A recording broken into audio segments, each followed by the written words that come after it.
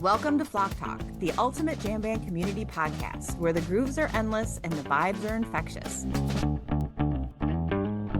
This month, join us, your hosts, Kara, Niki, and Jess, as we recap Fish's New Year's, Goosemas, Bubbles, the recent Goose News, Grooving Safely, and French Fries with Condoms. Stay tuned to the end, where we also introduce a new segment we're calling Missed and Made Connections. You're going to have to listen to find out more, and on we go.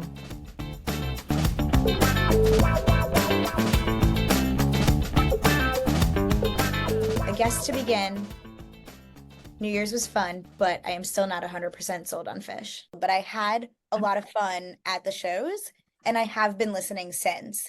I think part of it, though, is like I like to understand the backstory and like what's actually happening.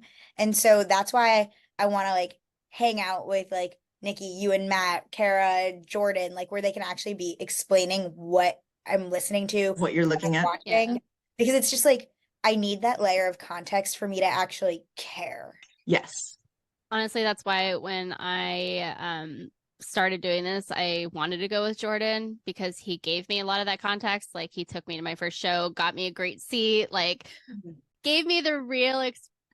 Yeah. And then on the 30th, I think us having one night, just the two of us together too, is like really important too, because he's my Fish Sherpa. So like he got me to where I needed to be to like really get it, like he was like, this is how we're doing it. He like came prepared with all of this stuff. You know what I mean? Oh yeah. We sat down and we did it, and like it was great. And I got through my flow, and then when I guess it was Life Saving Gun when the jam started, God. and then they started peaking, my brain just went like, like it was. That's so such great. a good song. That's such a good song. Like I heard it when they first played it, and I was like, takes a couple times for the new songs to like kick in. But Life Saving Gun is just freaking good. And of course, the bubble gun. Yeah. Yeah. And on replay, like if I wasn't enjoying things the way I was enjoying them, I probably wouldn't like that. Like I probably would have been like, oh, this is just an average song. Right. But like it totally changed the experience for me. So yeah, there's going to be a point when you click too, Jess. You'll be like, oh my God, this is that song that I love. There were definitely moments, and I had way more fun on New Year's Eve, I think, because like I enjoy the theater aspect. Like my friends are theater kids. I'm gonna cry. I'm just gonna. I love Broadway. Like I am looking for a way to audition. I would love to be a backup dancer. I was a dancer. I can do this. I am qualified. I would like to be one. And if I run into Trey on the street, I will say to him, how do I become a dancer? He might tell you, okay, reach out to this person specifically. And you can be like, even if it's just me and the rest of the band, like I'll stand behind them and like do something silly. Like the lizards, like that's my favorite part. Like when there was a video somebody posted of the beginning of Lizards, when the lizards are like crawling up the stage and the dog is like trying to like get close to them. And I didn't see that part at all when it happened. Like I totally missed the dog when Rutherford and what's his name were walking around. And I'm like, what the heck? I didn't see the dog until McGrupp, because McGrupp is a dog. And I didn't see McGrupp until like I watched that video, and I was like, oh my God, everybody loses their freaking mind. It's just, you can feel it. It's so amazing. It was so amazing. Trey wrote this on acid, right? Like there's no way this came from his mind. I don't know. I'm sure that there was some chemicals involved at some point, but it's a senior thesis. Like if you read the thesis, it begins with that he got a letter from a friend, and he like put it up. It was like a poem, and he put it up, and I'm thinking the friend was Tom Marshall. And from there, it kind of just stuck in his head. And eventually he's like, this is something I can grow and make into what I need it to be. And he just went from there, and his friends you need writing to read songs. Yeah, you do. It's kind of good. We're not there yet, but I will. It's in the drive. Did you put it in the drive? Yeah. It's in our share drive, guys. It's there. We need to read it. I need to read it too. Yeah. I kind of read like the first couple of pages, but can one of you drop the video stream link in there too? Yeah. Me and Matt watched it at least 6 times while after. So Guys, get a life. it was so good. It is a life. That is the life. It is the life. I'm not there yet. But I feel it coming. Like I definitely enjoyed the 2 shows I did over New Year's way more than the past 2 that I've seen. And like Yeah, I'm yeah. actually recognize some music when it comes on. Like I'm not gonna commit to the bit yet, but The more you listen, the better it I've been gets. enjoying. Like I've put, is it 2001? I've Yeah. put that on so many times. The Japan one is the best one. The Send Japan it to one's the me best because I one. don't know what I'm It's listening such a to. good I one. just searched it. I like it because it's dancey and I like the dancey. Very. The weird stuff like doesn't connect with me so well. So listen to some late 90s, like 97. Was it 97 or 98? It was a summer of covers. They did 2 covers every show. Like they did really good. They did the one of the best ones I saw was Jane's Addiction, Been Caught Stealing, and Rhinoceros by Smashing Pumpkins. And it was just Whipping Post by Allman Brothers, and just so many good songs that they covered that summer, every single show. It's a really good summer to get into because their playing was just What year was the Arrowhead show that I went? 91. That's early. That's pretty So early. I loved when they sandwiched in Avena Malcano, which is like a Oh Jewish. yeah. Yeah, So yeah. like I was having flashbacks from like kindergarten where they used to make us sing that in Hebrew school. And it was just so fun. And then with the horns, it was like so appropriate. I think they played Avita Volcano in at Deer Creek in 21, maybe. It's just like it caught me off guard and it warmed my heart. I love that. I absolutely love that because it's not like you feel like you're at a Jewish wedding or anything. It's just like it's fun, dancey stuff, and they've adapted it and made it so It that was you can so actually fun and appropriate. follow Like it wonderfully. it fit so well. I think the horns really help. Yes. And that's the one, I don't want to say critique, but the one thing that I'm surprised they didn't do for New Year's Eve was bring out the big country horns or have any horns, because that would have been like over the That would top. have been mind blowing. I would have been 100%. That would have been over the top. I'm kind of surprised. They would have needed a bigger stage. And I don't think they could have made that They could have rhombus stuck any them in the bigger. back. They could have put them on top of the rhombus, right? There you go. They could have floated above. But that was the one thing that I was like, after the fact, I'm like, I wonder why they didn't have any horns, because that would have been like, it's not unusual for them to add a horn section. I think the last time they did Game Edge, they might have had the giant country horns with them. Like, I don't remember. I'd have to look, but it was 94 July. It was like 2 weeks after my first show that they played it last. Isn't that messed up? It's Jess and I's like first like 10 shows, right? I know. You guys are friggin' babies. You got spoiled. Just spoiled. People are like, can you believe that's like someone's first show? Like they didn't deserve to be there. And I'm like, fuck off. Yeah, they They did. said Like, that? imagine bought a that ticket, being you your first didn't. show.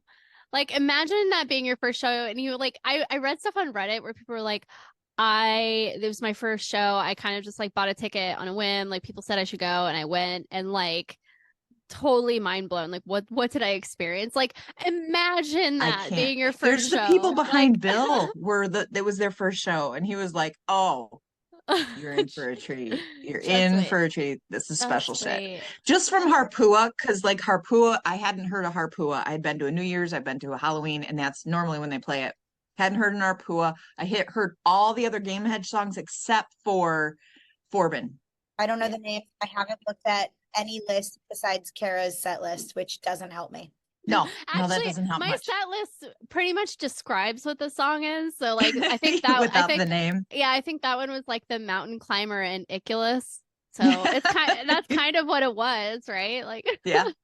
Pretty much. When Niki goes off with the actual name, I can't put that together. Yeah. Oh gosh. And that's one of Matt's favorite songs is Forbin. We were just jumping around like little kids on Christmas Day when they were playing. Like, this is the best thing ever. And when they started The Man Who Stepped In Yesterday, that little instrumental part when she puts the record on, it's beautiful. It's one of the most beautiful pieces of music that they have. It's just very, very pretty. I got goosebumps and I'm like, no, they're just fucking around. Because you never can believe what they say. You can never really believe it 100%. And then when she said you need to hear the real story of Game Hedge, I think I screamed like a little girl. To tell you the truth. I mean, I knew what Gamehenge was going into it because that was like the first thing that Jordan taught me. He was like, "Oh, and by the because they played Wilson, I think like either on one of my first 2 shows or something." And he was like, "Oh, and when they play Wilson, it's actually part of this big thing called Gamehenge," and kind of explained it to me. It's like they never play it, they'll never play it. Lo and behold, later this year they played it. I think that the fact that they played so well, so clean, shows how much they had practiced. They were well prepared. I can't get over how cute Trey was the whole time. He was seeing like the sloth. He's giggling. He was giggling at the lizards. He was giggling. The AC/DC bag was so funny. That was the funniest thing. I'm like, did he see these costumes before? Or is this like the first time he saw it? Maybe they didn't do a full dress rehearsal with it, but I was dying because he was just so happy the whole time. And that is the cutest thing to see. It is adorable on so many levels. My favorite was the sloth. I absolutely because I didn't know the story. So like the sloth was just so funny. And then like Wilson died because of old age because of the sloth. Like the sloth was the best. I was so happy with the sloth. The sloth was hilarious. I was cracking up. I just thought of that. What's the movie with all the animals and the sloth works at the post office and he's moving really slow? Yes.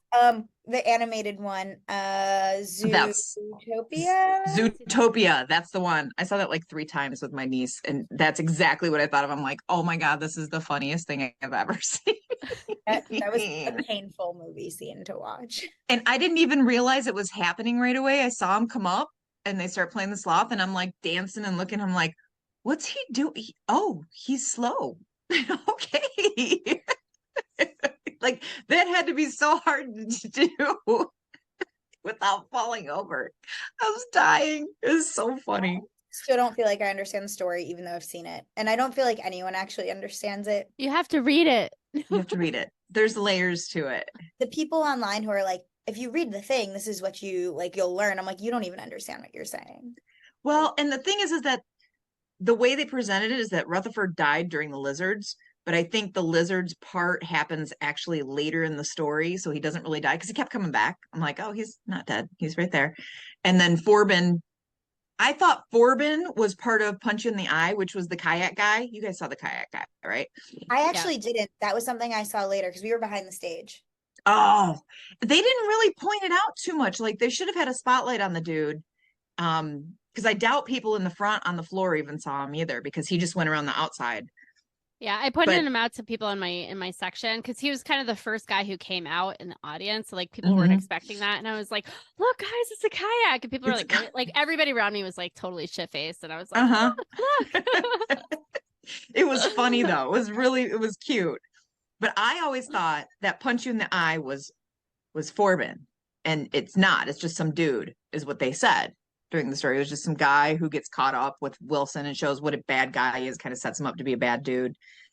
But I thought that was always Forbin. So like it's a little confusing, and I totally get why you don't understand. But if you read his thesis, it makes way more sense. You could also read the synopsis on like fish.net. Like yes. like it kind of breaks it down and like explains it. It's like 10 paragraphs versus like 80 pages. So yeah.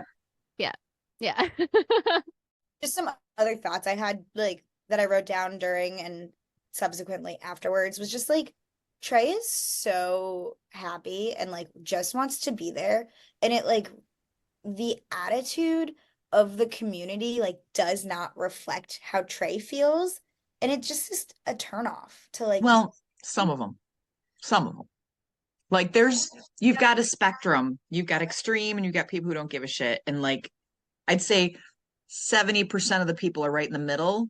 And then you've got your extreme. The ones not speaking up, and so I only see the ones on like Twitter and Reddit. Facebook, like Reddit, yeah, Reddit. So negative, and like I know we're gonna get into that with like Goose and all the drama there right now, and like it just is so negative, and like it's a turnoff. It is. Could you imagine? The first thing that pissed me off was people were like, "Oh, there's a picture of Rick sitting." Like, fuck you. I'm gonna sit. I paid for a seat. I'm going to sit whenever I want. That's kind of how that thing works, is like I can sit down whatever I want. And even if we don't, it doesn't matter. You're at a show. You can do whatever you want with your ticket. There's no rule that says you have to stand the whole time. Like, period. The only people that have to stand are the people on the floor. Like, you could sit, but ew. So that nobody wants to sit. I agree with that. And I think what happens in these communities, and like I've obviously noticed this in the Goose subreddit a lot, is that it's a really loud minority. Yeah. Because the majority just doesn't tolerate it. And they also don't want to keep like re spouting the same crap, right? And I think that's what's really happening is like it's just a loud minority. And it's not really fair to those of us who actually do want to be positive about it and talk about it and, you know, put a good spin on it. Yeah. The outliers are the loudest. The news cycle has also just been like non-existent recently with the holidays, and so there's not much people are talking about generally. There's been less shows. So I feel like people are just like, what do we talk about? How do I get likes? How do I get visibility? How do I continue this conversation? And it's just been so negative on all fronts. And usually I'm like, okay, it's negative, but like whatever. And it's finally like it hasn't bothered me yet, which is kind of crazy because it's bothered a lot of people and kicked a lot of people like, well, a lot of people voluntarily like left their like left Twitter, left Reddit, like left some of these communities. And like it's just with Ben leaving Goose is like really getting to me. It's absolutely childish. It's just childish. Facebook's even worse. Oh my God. Facebook is horrible. I like can't even deal with the Facebook people. Why do these fishmen think that like we are a threat to their band and their community? Because they can't imagine anything being as exciting as what they think fish is. Great, but then like don't you want others to be part of that community? Like, oh, you like Goose, maybe you'll like fish. Like I've found Goose and now I'm like to all my friends, come listen. Like you're gonna love this. Come see why I spend all my money on going to concerts and traveling. Yeah. It's all I talk about. Like I want more people to love it because I love it. It's very similar to what happened when the Dead was around and Fish showed up, which Fish didn't become really loud until like 93, 94, 95. They started getting more prominent. So it was the same thing then as it is now with Goose. It's like you don't have to be that way, but they're curmudgeons of the group are the ones that are like, they think it's a risk. Yeah, and I think you can look at this too, like even just like if you took a step out of the music community, right? Like this is also like true about different generations, right? It's like being in the workplace, right? Like the boomers aren't happy about the Gen Xers like now becoming managers, right? And then like millennials are now managers of boomers, and it's never going to be okay, right? And I think that's like it's just the generational thing. I think is part of it too, is like we don't want to make space for this new group of people because their opinions can never match ours because they don't come from like the beginnings. I think Yes. you know, and I don't think that's really like fair. No, I agree. In like a real community, and like that's not how the real world works either. No, it's like, not. So what is like being a voice in this community, what can we do to like promote better attitudes and like better ways to like collaborate with people and welcome more people into the community? You know, like we could talk about it all day, every day, like how annoying it is, but like what's the solution? Keeping our posts practice what we preach. I mean, that's a huge thing, is just staying as positive as possible and trying to shoot down the negativity and trying to stay on the positive, because it's really easy to get sucked into the negative. It's very easy to get to that. And as long as on our social media, we are staying on the bright side as opposed to the dark side. For me, like I'm not ingrained in like the Dead or Fish communities at all. And like, yes, Goose, but obviously that's a newer one. A lot of what I do is just I just like bring people who have no idea. I'm like, come see a great show with me. And it's more of just like expanding the community and bringing people who just want like to be there, who don't know the history, who have nothing bad to say about any of the other predecessors or other bands right now. And just ensuring like my community is super positive and what's around me. Because right now that's all I can control. So like Kara, you know, we'll get big groups together and go to Brooklyn Bowl and see something fun and have our own little party. And that's really fun and positive and like helps me with like my personal headspace. That's a good way to look at it. It's a really good way to look at it. And if we all think about it, we were all brought in that way in some capacity, right? Like I was brought in to Goose, well, from Bonnaroo, which Bonnaroo is like mindset. It's exposure to good stuff. Yeah. Yeah, it's the same mindset. And the one rule, like Bonnaroo has the set of rules that all Bonnaroovians have to follow, and the first one is radiate positivity, right? Like that's what we live by. And I wouldn't have found Goose if it weren't for Bonnaroo. And Bonnaroo it's historically a jam festival, so that's kind of where it comes from. So let's all just radiate some positivity, right? Like that's the goal. I think that's the goal. It's so hard. Like it is. I was looking back at my notes from Goosemas and I'm like, all these are complaints, but like overall, I had the best time. Such a good time. Great show. Like felt awesome. Was surrounded by so many people I love. But like then I'm looking at my notes and I'm like, okay, yeah, I had some complaints. Oh yeah, there was some assholes present. Always is. But you don't let it bring you down, which is the benefit of being on the bright side, is that you don't let it ruin your night. You don't let it stick in your head for too long. It's not taking too much space in your brain. You got it out. Now let's move on, right? Yeah. But it's part of going and pointing these things out too to people. Sometimes people don't realize what assholes. They're very oblivious. Speaking of negativity, I have bones to pick from Goosemas, and I will preface this, as I said before, I had a blast. It was amazing. I love Goose so much. All I do is think about Goose. That's not 100% true, but that's pretty true. It's as true as it can get. Same. I love them. Maybe not during sex, but sometimes. Sometimes they're sometimes. I have been there before, so I'm not gonna lie. Like, I'm not gonna lie. Beautiful. It's hard not to think about them. Yes, they're I very agree. pretty humans. The new drummer has to be as hot as the rest of the band. Yeah, they should have a hot qualification, like a there's rating caliber. scale. Mm-hmm. But we'll get there when we talk about changes. But let's first talk about Goosemas. The first thing I came away with was set 1, night 1 was a set of problematic men. And I know that everyone is talking about like Mirrors as jam of the year, whatever that means. It's a great jam. I walked out. It came on. I knew within 30 seconds before that, I knew within 10 seconds it was JT. I am not a fan of Justin Timberlake. Anyone who has not read the Britney Spears book that just came out, you should. I get that most people are problematic and we need to like separate the artist from the music, the art from the artist. That's like a big thing now that we're learning that pretty much everyone is problematic. But having both Justin Timberlake and Michael Jackson in the same set for a band that's typically on top of social issues, they spoke up about abortion and Roe v. Wade. Proof safe. Proof safe. Like they have been on the whole pro women. They used 2 rather problematic men's works that I understand it was part of the theme and like the songs fit, but it sat really wrong with me. Like, are we really supporting these 2 highly problematic people? And you can say what you want, like maybe Justin Timberlake's not as bad as Michael Jackson. Oh and gosh. There's enough proof out there that like it's just in bad taste. And it really sat wrong with me. I walked out immediately. That's when I lost you all. Niki, you know how I came up from the other side randomly? Yes. I got lost because I'm 5 feet tall in a crowd of very tall humans, which is my next bone to pick. We'll get there. But I did not enjoy the JT and Michael Jackson covers.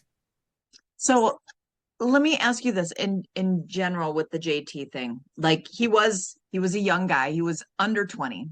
He has grown quite a bit, and I'm sure he's learned from what he has done in the past. If that is the case, are you willing to forgive people for that? Or are you like, nope, they still fucking suck? Done. So I've taken a crisis management course recently, and like the first thing you're supposed to do is confront it and apologize like upfront, not deflect, not ignore. And I think that a lot of us, like the public, is much more understanding when you like own up to your behavior. But we don't know if he did that or not. We're not privy to that, unfortunately. No, but I do think he could have done it publicly. We know he didn't do it publicly. Right. I don't think what he's done is like the end of the world. Like, yeah, we're all young. We all make mistakes. That there's a million people who have made way worse mistakes than him. Right. He just happens to be in the spotlight. I also don't like his music, so that doesn't help. And then he's got the Janet Jackson stuff too. Like that wasn't great. he just has a history of like not treating women amazing, and also a history of appropriation, Black culture. That was highlighted in the book a lot, in how NSYNC was basically just trying to be like a Black group. Like New Edition. I don't know what that is. Oh my God. Oh, for God's sake. New Edition was the first like Black pop group outside of Jackson Family. Yeah. They were huge in the 80s. They were huge. They were the first like boy band. And they were all Black. So yes, that's Bobby Brown was in that. I think that's what NSYNC was trying to emulate. And Britney has like very explicit examples of him doing that. So I just think all of the prongs together, like it's not just one thing that he did in totality, leaves a bad taste in my mouth. And then the Michael Jackson stuff we don't need to get into, but if you haven't watched Finding Neverland on HBO, God. do it. Yeah. That is mandatory watching. It is a heartbreaking documentary. Heartbreaking. Very well done. Just to close that out, set one, wasn't a huge fan. I really did like the Mirrors was very good for musicality. It was very, very good. Yeah. And the Jam was right up there. The Man in the Mirror, they could have found another song. I am so anti Michael, and I'm trying to separate myself from it, but it's so prominent in my mind. I can't. Like, I love Michael Jackson music. I love it. And it is so I grew up hard with to it. separate Thriller it. was like one of my first albums ever. And I was obsessed. But after all that crap came out, I was like, I just lost respect for him as a human. And that kind of rolls over into his music. And I hear his music differently now. It doesn't sound the same. It doesn't say, you can't just apologize for something like that and move on. That's not okay. So I mean, he never apologized because he never owned up. owned up to it. One thing that does make it a little bit easier for me, and this is just my own way of coping, I guess, is that like because he's no longer alive, right? At least the royalties are going to his kids, so they are living a better life, right? Like they get to go live their life and do whatever, and like, at least that's better. Like he's not making millions and millions of dollars on just one replay of a song at this point, and it's all going to his family and his kids. Like they could just live their life. So I think they fit very well in the set. I will say that. The fact that they put so much into finding songs that they could play well, because they played it very well. I mean, well, Rick could sing a fucking phone book and I would love it. So I can't actually really... didn't think Man in the Mirror to me wasn't that great. Honestly, like it really? They played, yeah, to me it was okay, like, but I think I turned to the woman who was sitting next to me and I literally said to her, I was like, this definitely needs work if they're going to cover it again. I hope they don't, but it needs work. It didn't hit for me. I think the fact that it was Michael Jackson was more of the bummer for me. Yeah, if they're going to play an MJ song, they have to kill it, right? And like they didn't. Yeah. Yeah, it just the second set with the fire, so not fun. my favorite set, but so much fun. I mean, they did some good stuff. I like the fire cover. That's Jeff singing is always fun. Yeah, he gets a lot of hate, but it is fun. It is. It's fun. It's really fun. That's why he doesn't sing lead all the time, because he's not the best singer. But his singing is all right. It was appropriate for what. He's a better singer than me. And well, I'm not gonna go there. I was gonna say better than Ben, but yes, bad joke. Come on. That man, what I wrote down, this was before the announcement. I wrote this down actually. Ben is the definition of a pejom, a precious gem of a man. But that man can't speak into a microphone for his life. I have no idea what he's saying anytime he's ever been on stage. His mic is not really set up for vocals. So when he speaks, it's like, what? I don't know what he's saying to me, ever. Most of the time, it's go to the after party. Yeah. Yeah. Or like Groove Safe or like Butter Rum. Exactly. But yeah, don't know what he's telling me, ever. While we're talking about problematic men, I have one other bone to pick about men. Actually, I have multiple about men. But my next one is tall men. I am 5 feet tall. A man over 7 feet tall stood in front of me on the floor. He was huge. He was 7 feet tall. No joke. Huge. He was so tall. Did He you was like two did of you you. ask him to like stand in front of him? So I did not, because I figured that would just keep happening because he was 2 feet above the entire crowd. Yeah, he was really tall. My question is there an obligation for like someone 6'5" and up to stand on the side of the floor if you're going to be on the floor, or like be aware of your surroundings? And then like if you're in that person's crew, do you need to stand with them? Or like you invited someone 7 feet tall, so you all have to stand on the side of the stage. Like it's just not cool. It's not. But just like you're short, he can't help that he's tall. So you got to give him that. I totally get. However, you need to be aware. And I think it's lack of mindfulness that people have in that arena, that they don't realize how many people they're blocking. Like I don't think it's a intentional thing. I think it's just that they're like, yeah, I'm here, I'm enjoying it. Yeah, I can see above everybody. Who was the tallest person in there by far? You should be able to stand anywhere then. And Yeah. like I think the people in their crew should like automatically forfeit mid-floor. And especially when you're standing in front of, like, me and my crew were all under 5'7". Yeah. It just felt really inconsiderate. He was right in front of you. It was, I think I have a picture of it too. Just like the way that I am born 5 feet tall, and it hurts me, and people offer for me to stand in front of them all the time. I wear my show shoes. You've both seen, every time I wear shoes to a show, they're like 3 or 4 inches tall. Yes. It's rough because my feet hurt by the end, but Yes. I make sacrifices so I can see. So I think that 7 feet tall, you have to be self-aware. And like, if I was like, hey, can I stand in front of you? You know that he's gonna get that from every single person in the crowd, because he's taller than every single person in the crowd. Everybody. He was But huge. it's not just like 6'1", 6'2". No, he was like 10 feet plus. basketball player came to see Goose. Like that's what the first thing I thought was, like, where does he play basketball? Because he was so tall. It was ridiculous. There's a guy like that next to us at the salt shed too. He was standing on my right and he kept like kind of creeping in front of me and Daniel. And if I'm remembering correctly, the guy was also like really wasted. And eventually, like at some point, Daniel and I just like scooched right back in front of him. And he was like, oh, cool, no problem.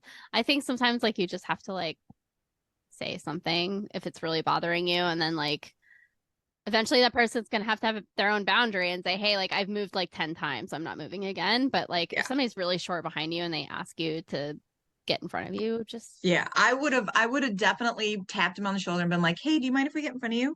So it's very acceptable to ask. The worst he could have said was no. Yeah, Andrew and I post Goosemas made a pact that we are now seats people. I think unless it's the cap, where like at the cap I can manage that. I know that venue very well. I love it. The floor is slanted. I can see always, and we have just a way that we do the cap that it works every time. But I will not be doing GA floor for any other show, I think, in my life. It's just, unless it's all GA, because then you don't really have a choice. Well, yeah. But, yeah. it like ruins my show. I had so much more fun night 2 of Goosemas because I had You a were seat in the seat. and I could see, and then I could like watch the band, and me watching Trevor is like the majority of my fun. So, like if I am in the crowd, even if a 7 foot tall person isn't in front of me, like I can't see what's happening. Yeah. I'm not seeing the lights. I'm not watching Rick shred or Yeah. people dance, and so that's half the fun. Yeah, absolutely. The girl next to me at Fish they were sitting down when we came up and took our seats, and we're talking, and she stood up and she was literally up to here on me. She was like the smallest person I've seen in a long time at a show. She was very tiny, and she's like, oh, I can see, because we were so high up, it's like angled like this. Yeah. She's like, I can see over everybody. This is great for short people. And she looks up at me and she's just smiling. I'm like, yay.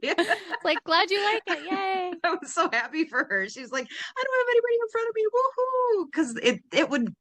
Because she had to be under 4 feet. Like she was probably 3'10", 3'11". She was tiny. She was but she was very nice. We chit-chatted often. She was very sweet. I just felt really bad because that would suck so bad. And I love to be on the floor.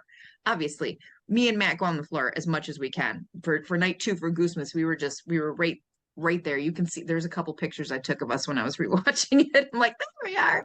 4 or 5 rows up. It's so much fun. but I've never been able to push my way up to that close unless it's been the You cap. need to get your ass on the rail. Well, we get there. I mean, I get there early. If I want to be close, I get there early and I line up and I do the thing. I will never get there early. That's the thing. I won't either. I'm gonna die on that hill. Like, I'm not doing that anymore. I'm of the opinion that I paid the same amount as everybody who waited in line. And it's your choice to go early and wait in line. I'm still going to try and fit. I'm not going to push my way in front of people. I've never pushed my way anywhere. But if there is room, I'm going to go stand there because I paid the same amount as everybody else. If I want to sit, I can sit. You know, it's. I just know it takes me 4+ hours to do my makeup before a show because I cover. Only for a show. I don't actually wear that much makeup in my daily life. But show days, I dedicate the whole day to getting ready because I really care about that show fit. And I'm never going to be on time. The last thing I wanted to say about Goosemas was we got confirmation that the band listens to the podcast. They did a bubble song and they provided bubbles. Therefore, I know they're listening. Hi, Jeff. Hi, Peter. Hi, Trevor. Hi, Rick. I was in such heaven. Not only that, there's a whole planet dedicated I know to us. bubbles. No, they're listening. Pafaria. Come on. I didn't have to use my gun, like, except for a couple times during that whole set. Come on. We have a whole planet dedicated to bubbles now, y'all. They knew. They're was here. the We best. manifested. We manifested that shit. Best.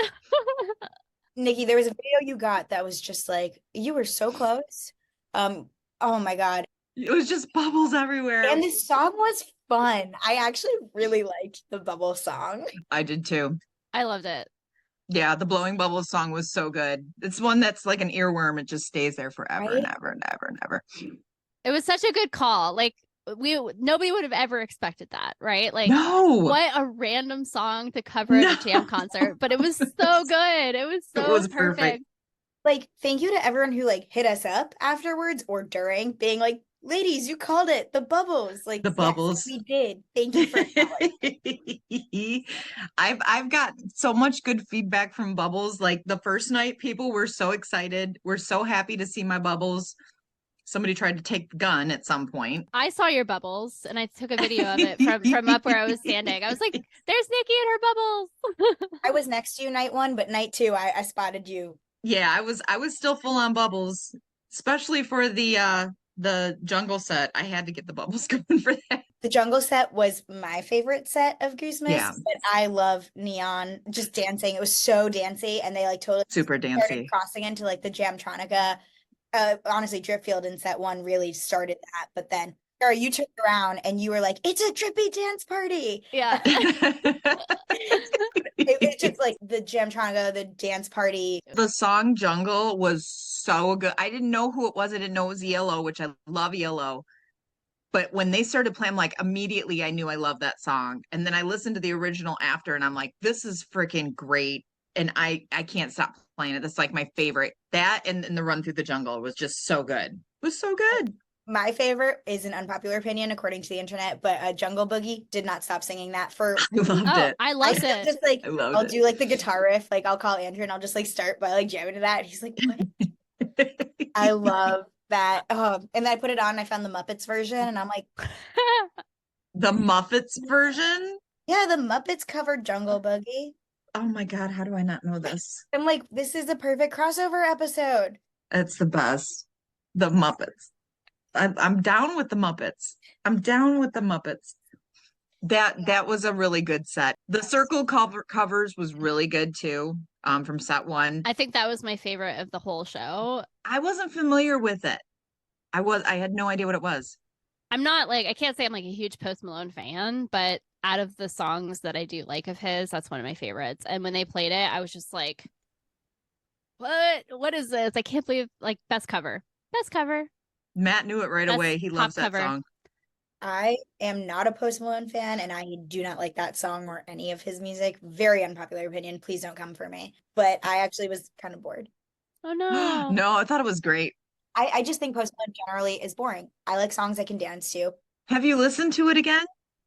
I've definitely listened to it like as I've listened to the whole show a couple times, but I would Okay. it's not a song I will go back and put on. I thought that it was done very well. Rick's voice just sounds so good with it. It does. That's what I was gonna say.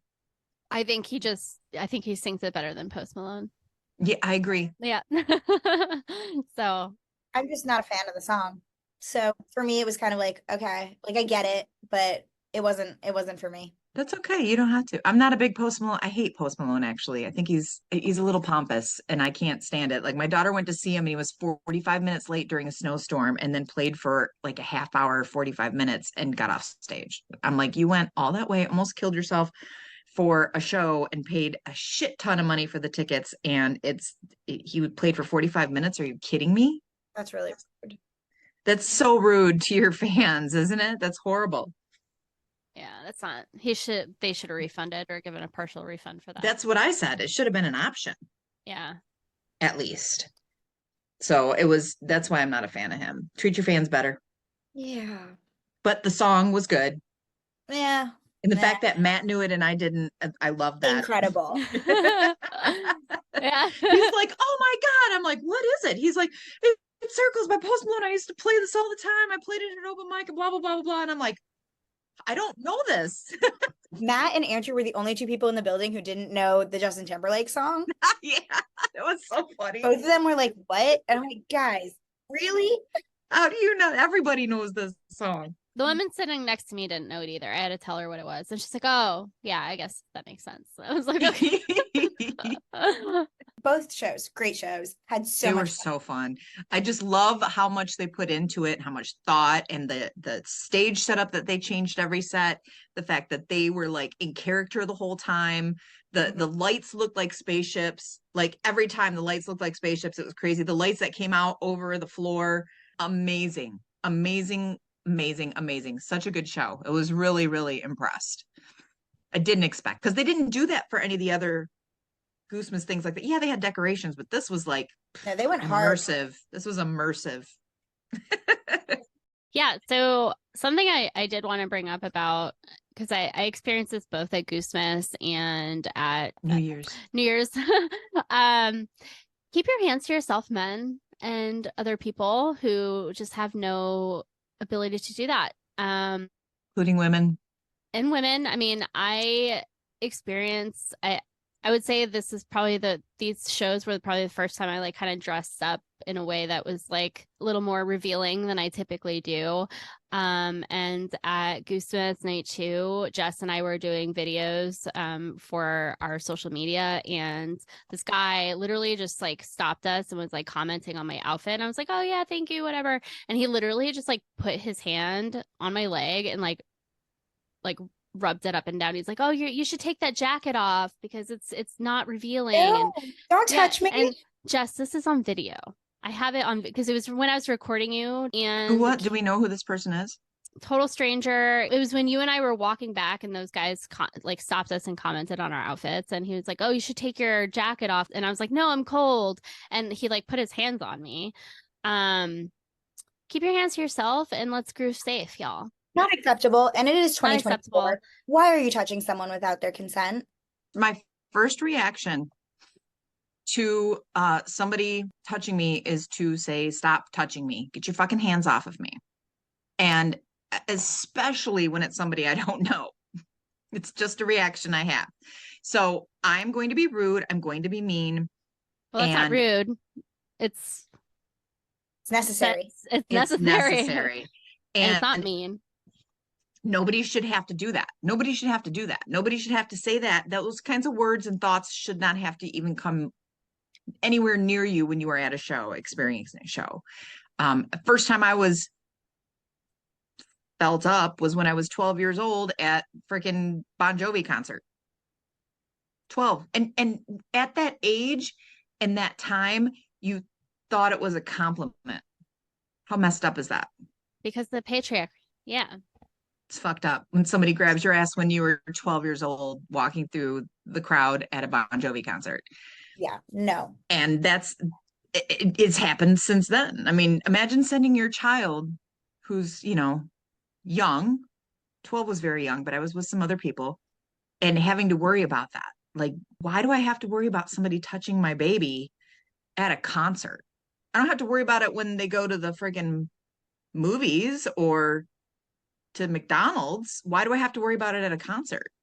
It should be a safe space for anybody, right? But Anybody. something that like really kind of like clicked after the show, after I kind of like, I'm the type of person, I freeze or I fawn, right? Like my first reaction isn't to tell somebody to stop, it's to pull away, or like I freeze. Like that's just my reaction, and everybody's going to react differently. You can only do what you can do, right? But I shouldn't ever feel that it's not a safe space for me to go in when it is primarily men, when I have a history of being abused by men, and I shouldn't feel unsafe to go in those spaces. And I think after Goosemas, I actually felt that way. There's also issues with like people assuming that because I'm a woman in the space, I'm here to date people. That's not even should be part of it. It has nothing to do with it. Yeah, I want to show up and like be a person in the scene and make friends in the scene. Like just because I'm a woman here doesn't mean like I'm here to make out with you at a show or kiss you, or like that's not what I'm here for. Like nope. I'm here to be friends and enjoy music together. Exactly. It's just I actually left Goosemas feeling like it's not necessarily a safe space anymore, and I've never wanted to feel that way at these shows. I've never felt that way at Bonnaroo. I've never, like, I go to giant music festivals where sex is everywhere and it's great and it's a lot of fun, but it's all, to me, it's always been consensual around me. You know, it's always, everything's been consensual, and just leaving Goosemas was like, I left with a bad taste in my mouth because of that. And like going to MSG, I was, you know, kind of just with my friends the entire time. I didn't want to like get out of that circle because I don't know who I can trust in the scene anymore. Like it felt very, very different for me for the first time going back to a show after that. Disco Biscuits, I was like in the back corner by myself dancing because I didn't want to be around people. It changed my experience. And you have to be on the defensive, which is sad. You shouldn't have to be like that. Yeah. You shouldn't have to have that in your mind. People need to keep their hands on themselves. And, you know, I highly, highly encourage people to groove safe, right? Let's name drop them because they do a great job. We need them at Goose, and I'm going to die on that hill. So part of why I never want to be on the floor again is men think it's okay when they walk by you to touch you. And they're like, oh, excuse me. And they just like dab your ass as they're walking by you. Or like, even if just putting your hand on my back or like on my hair, I'm like, sir, I took a long time to do that. Like shoulder is between here and here should be the only place you should be like, touching. How about you just say, excuse me? And people just walk by, and the amount of times I get touched at a show when someone's walking by me, it's unacceptable. And it's really uncomfortable. And I'm someone who likes to dress up for shows, and oftentimes like I'm curvy, like my outfits sometimes can be revealing, and like that's part of the fun. I enjoy that. That's not for you, that's for me. Right. It's how I'm having fun. Most of the time when like if they're touching me, it's when they're walking by me. But the amount of times I've been in line for a water and I'll have a drunk man like slack jawed staring at my tits, like not hiding it, just like full mouth open, eyes on my boobs. I'm like, that is so uncomfortable. It's bad. Grown ass man. Ew. Ew. This like awesome, amazing community that I boast about. And I've met so many of my great friends through that, like, oh, actually don't come to a show because you're going to get touched by some 40-year-old drunk man who doesn't know boundaries. Oh, there's a lot of those. There's a lot of those. And it's not one specific age. And it's not one gender either. There was a woman who was pretty much woman handling me at a show once and did the same thing to Matt when he was standing next to me. And he's like, why are you touching me? Like we had to move for New Year's Eve at the Riv. We had to move because we were in dead center. There was a group next to us. They said they were on drugs. I don't care. If you can't handle yourself, don't do them. Well, it was very packed. And they were mad that we weren't dancing hard enough, and they kept grabbing Matt and like moving him. And he's like, don't touch me. We moved over to the side. We found our own little spot. It was so unacceptable. It ruins your whole experience. The whole memory you have from that show is someone touching you when you did not want that. It was bad. And you're right. It isn't just men. Women do it too. Like, don't get so fucked up that you can't handle yourself in a respectful manner. If you don't know the person and they didn't say you can touch them, don't touch them. Don't put hands. I mean, if you're walking through and somebody doesn't hear that you say, excuse me or let me by, touching them on like right here on the elbow. Usually I'll do the elbow and be like, excuse me. And that way it gets their Little attention. tap. And yeah, I just tap them on the elbow. Excuse me, pardon me. It's just a little. But no, people, if you're walking through a crowd, do not full palm anyone else. Yeah. It's really, really hard. And, the only reason I want to bring this up today is just like people just do better, like Awareness. everybody just be aware of what you're doing. Just do a little bit better next time. Like, sometimes old habits die hard and that's okay, but just do better. Just try to be better. And, just remember that your experience does affect other people.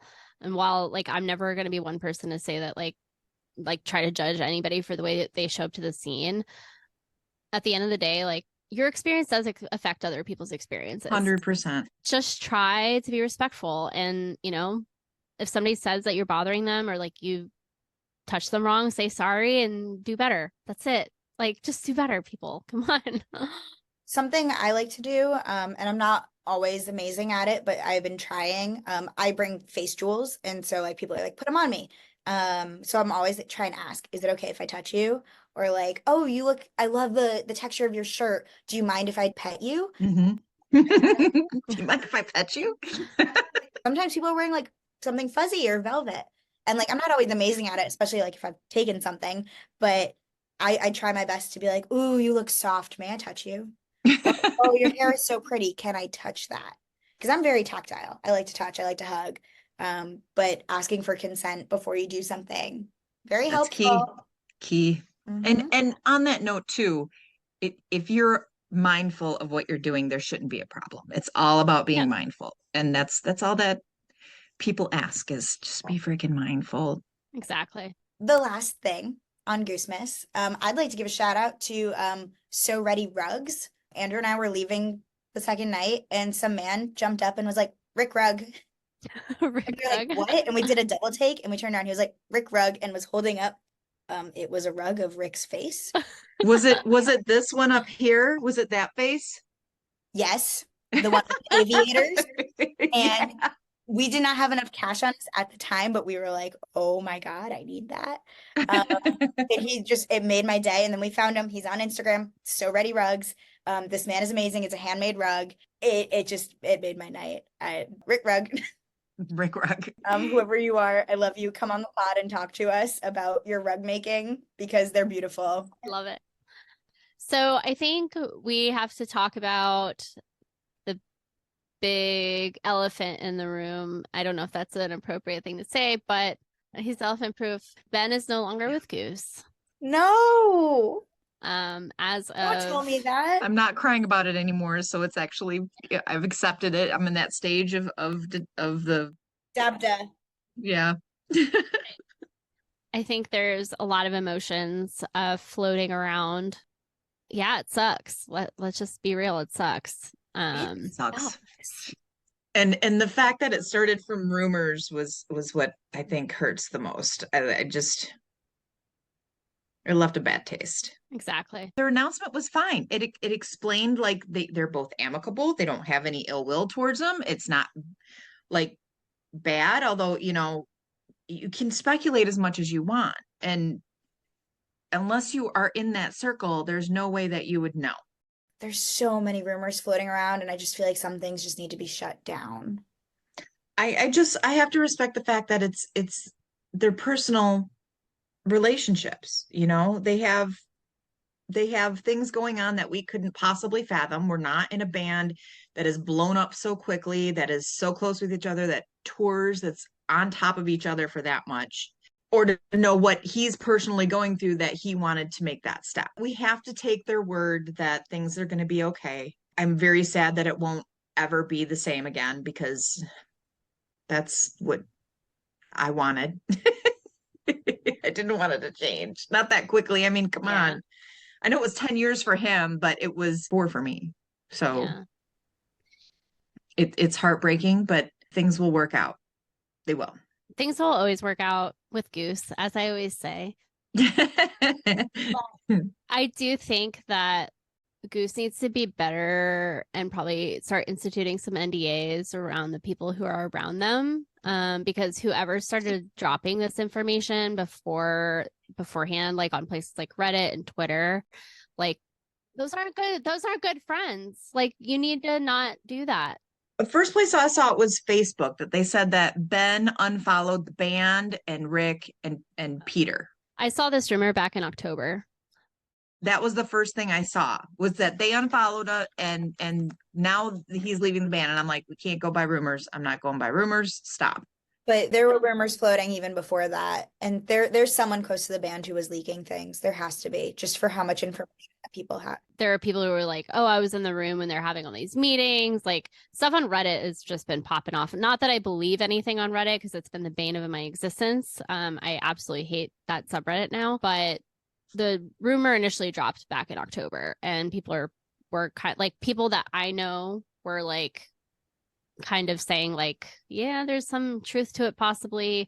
So I was kind of prepared for it going into it. But also, like, what a shitty friend, like, to the bands to like be going on forums and telling people that something bad is going to happen, and then letting it get as bad as it got, like the rumors that were happening. Sorry, I'm not okay with that. Like, I would not want you. People want to be part of it, and they think that's how they do it, and that's just, it's not how they do it. It's a horrible way to hear about it, and then to find out that it's true. If you want something that important to come off without a hitch, you've got to have people around that will not say anything and actually do it the way you want to do it. And it didn't go that way. It didn't go that way at all. And they need to start instituting NDAs. I mean, they're getting too big to not, and I am not a fan of NDAs in a lot of purposes, but if you're going to have like your crew and you're going to have people around the bands, you got to do better. The rumor mill has been disgusting. Anything and everything for clickbait. Oh, 100%. Be part of the conversation and be rude, and I'm over it. It's just so negative, and like we get it and we hope for the best for both. Like everyone I think is feeling nerves about like what's going to happen, and is it going to change, and is what we love going to change. But so many bands go through this, and like they need to have their space, and we need to stop bothering them. Let it be. Leave people, like the girlfriends, leave them alone. The ex-girlfriends, leave them alone. Like, let them live their lives, right? The things that are being said about them are absolutely abhorrent and disgusting because they're women. And Yep, that's all the reason why. Like, another reason why this community, when I'm a woman in this community, it feels very uncomfortable, is like these people go to shows with us, right? Like the people who are saying these things are possibly at shows with us. Like, it's scary. It's really scary. So yeah, I'm really positive about the future. I really want Goose to be successful. They're going to be fine. I think they're going to be fine. I think they're going to be great. Hopefully we get a new studio album soon. It'd be awesome. But let's do better. Let's do better. Let's do better. Lots of change. I don't think there's anything to say other than let's see what happens. And we love you, Ben. We do. We love you. Love you, Ben. Yeah. Oh, we love you so much. Thank you for all the music. Oh, thank you. That's all I can say is thank you. And hey, we could end up out of this with two bands that we love, right? Maybe Elephant Proof, he takes on more with that, and we all go see to Elephant Proof and Goose now, right? So we get two bands to love. It'd be great. Very true. I love our P-Jam. They should replace him with another P-Jam. I think that's the goal. Not all men are P-Jams. True story. You got to be special.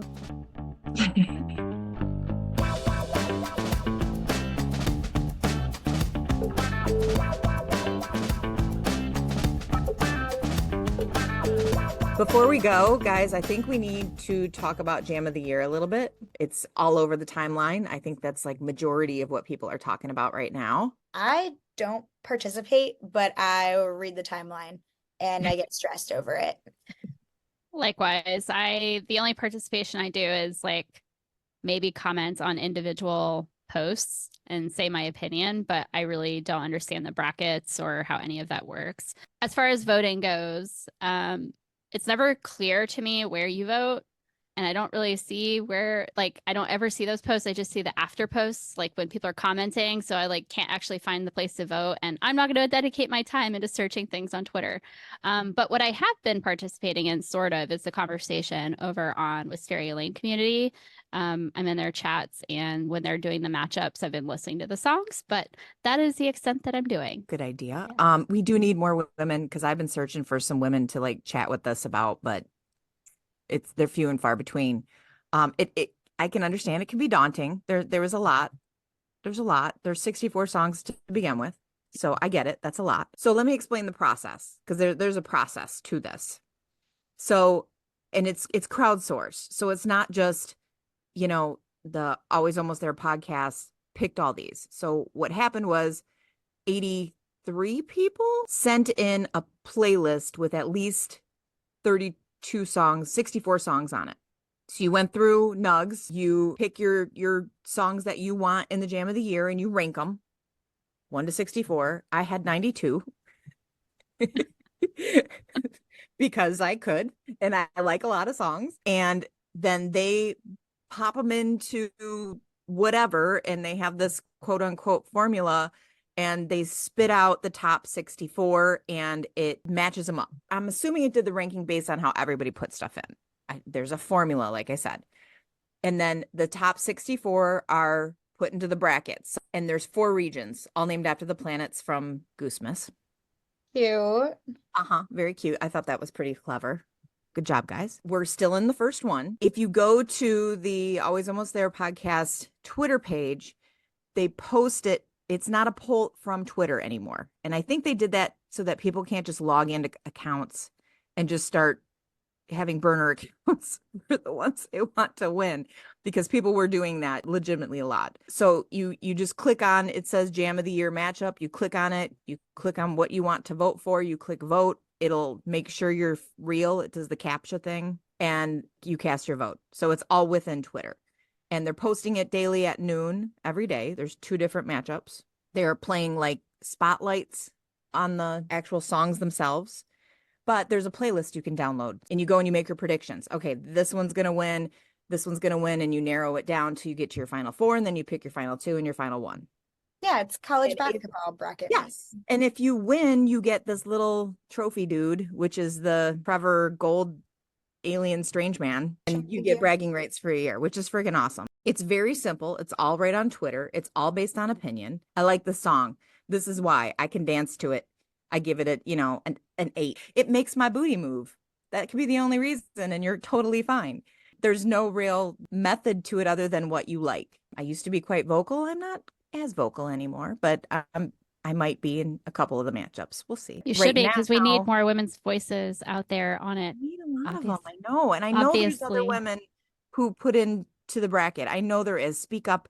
Please send me a message if you submitted a bracket. I'd like to chat with you about this and maybe get you on the show. So yeah, this is the call out. Let me know.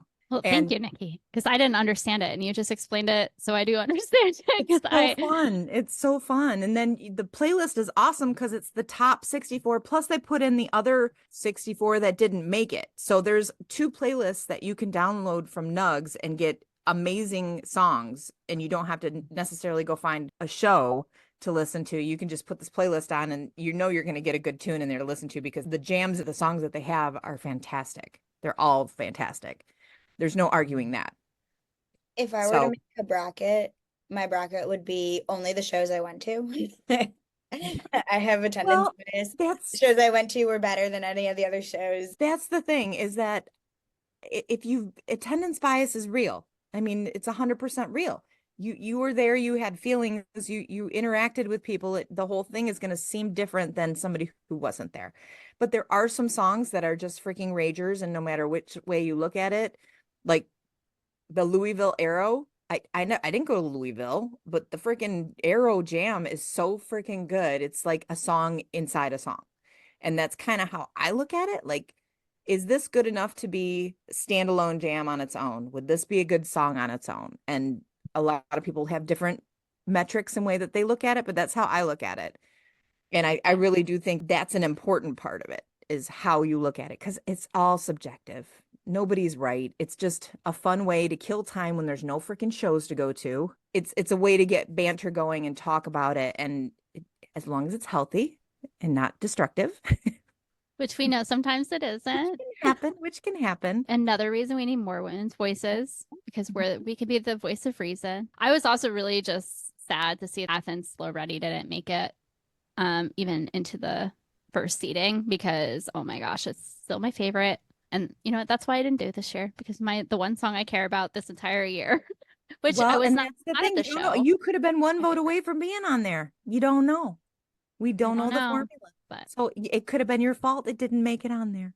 yeah, it's possible. Maybe next year. Hopefully they have another Slow Ready Athens. Oh, Hopefully we get a tour next year, so we actually have enough songs for Jam of the Year. I'd like tour, please. Yeah, Goose, if we you're think listening, we're- we'd like tour, please. Are we getting an Help us. announcement ever? Like, I'm sure. I'm sure it's coming Maybe. in very soon. If not sooner, then very soon. Yeah, I need a plan. yeah. I need to plan for my I year. just want some shows to look forward to. I mean, I got Me the too. Sphere coming up, but man, there's nothing like Goose. If anybody wants to chat about Jam of the Year, please feel free to hit up the Femme Flock Twitter. I would be more than happy to engage. Let me know what you're voting for. Let me know what I should vote for. Although I did submit my bracket, so I might be a little bit biased. It's all in good fun, 100%. I will commit to listening to the top 16. I like that, Kara. I will commit to listening to the mashups on WTED radio as long as I'm logged in when they're playing. I'm on there pretty much every day. Go vote. I so- mean, definitely go vote. If you hear something that moves you, freaking go vote. As long as you listen and you're not just voting because somebody said, "Hey, go vote for this," because that's bullshit. But go listen.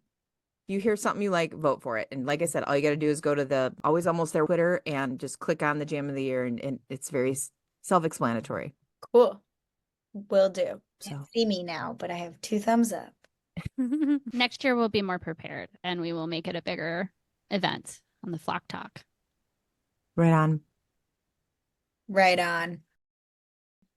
One last thing I did want to just like cap on before we close out. I want to, share my thoughts and, all the vibes with the families of those who were affected by the Mo tragedy in upstate New York, in Rochester.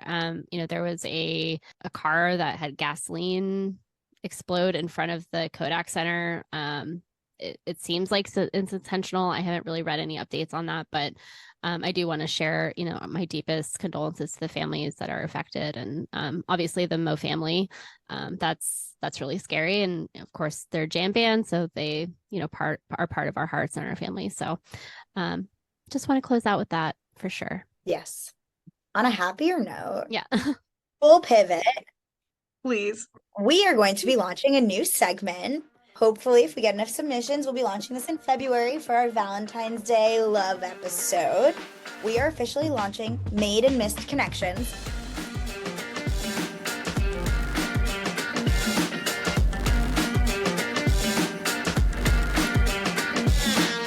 This has been my passion project. I met my boyfriend at a show. Niki met her boyfriend through the community. Kara, we're gonna get you one. Please, please get me out of the single lifestyle. I need out. If you want to take Kara on a date, you can contact me with your resume. Anyway, I'm going to give you my little spiel. I wrote out a spiel for us for the official launch of Made and Missed Connections.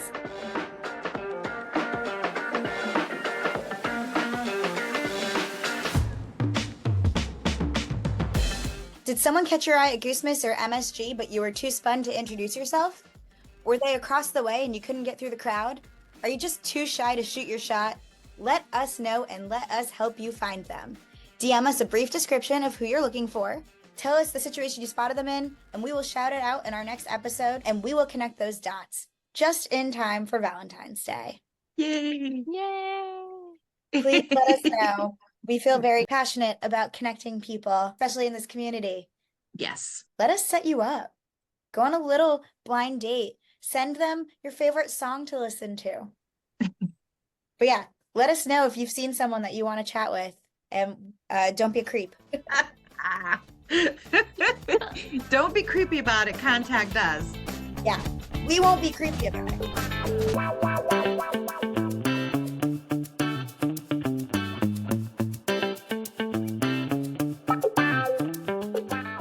This pod is made by women for everyone.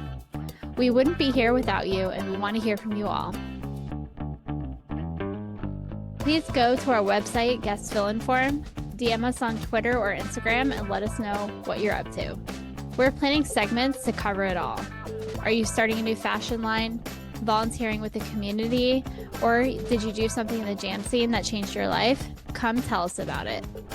We wouldn't be doing our job if we didn't ask you to follow us on all socials and rate us on your favorite podcast app. We'll be back in February to talk about love. Talk to y'all soon.